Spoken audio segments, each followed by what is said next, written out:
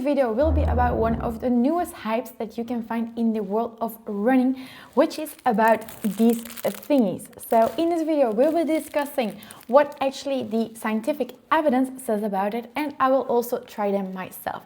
So if you have always wanted to know if nose straps are actually worth it or not, then this video is for you.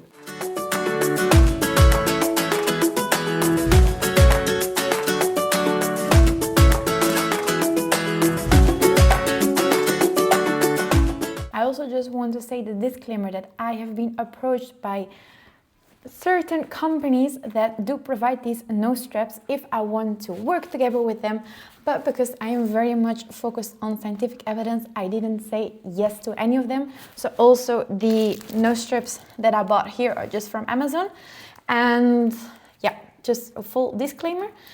Let's dive into the evidence. What does science says about these nose straps? So the theory behind nose straps is to maximize the oxygen intake by putting the nose strap over here, which will open our nasal valve, so these ones over here. And opening passages like that, in theory, reduces the airflow, and this will increase the intake of oxygen in our body. The more oxygen we have in our body, the more we can also send to our muscles, and this is where a lot of processes will happen that will eventually help us with running faster, longer, and just more efficiently in total. But MRIs have resulted that for runners, this is almost like no visible impact. It is even much more so that in 2021 there was been a study conducted and also repeated in 2023 that these strips have no improvement in VO2 max, because what matters most is actually the oxygen that you breathe in, and then also how efficient our cells are with using this oxygen. So it's not a matter of how much oxygen we can take in, but more a matter of how efficient our cells are in using the oxygen. However, very important to note that people with blocked airways because of asthma or allergies, they might have benefits of using a nose strap. Okay, so this is what science is saying about it. I have currently my running clothes already on, so it is time to try it out myself. Let's see first of all how to put it on, because obviously that is also very important. And then afterwards I'm just going to go for an easy run, and I will report back to you what my honest feelings are of this running tool.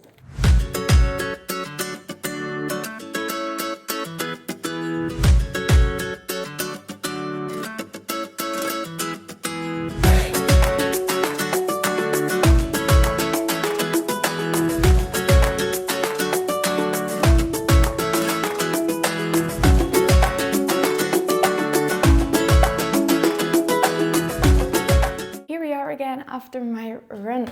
So I just got back from my run, and to be honest, like, I don't really feel the difference. Maybe I also need to get used to it somehow. What it does make it a bit different is that, for example, you are focused more on your breathing because you have like this thingy here, so you are a little bit more aware of it, but it doesn't translate in a better performance. It doesn't translate in a lower heart rate or in a faster pace. Like, it doesn't really make any kind of difference. The only thing that it does is that you are more aware of your breathing. So maybe for people who don't have like an optimized kind of breathing, this might be a good tool. But if you're looking for a performance improvement, then I would just recommend a good training plan. Whatever kind of gadget or carbon shoes, or I don't know what else there is on the market or like marketing, whatever around, but you can't, what do they say? Like, you can't outbuy a bad training or bad training plan.